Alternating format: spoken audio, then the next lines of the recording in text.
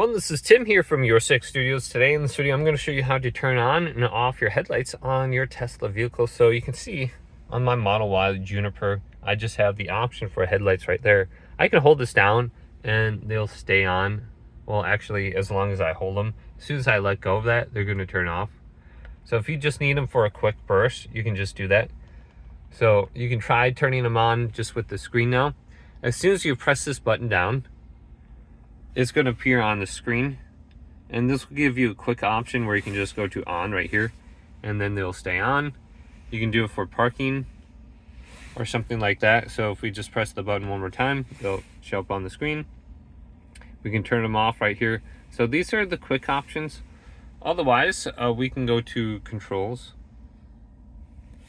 here, and then we have all the different light options right here. So we have auto, on, parking, off. So if you ever need to turn them off, maybe you're going through like a light display or something like that, you can just turn them off right here. I'm just going to leave mine on auto, and then we have auto high beam right there as well.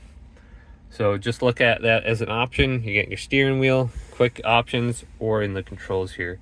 Hopefully this video did indeed help you out.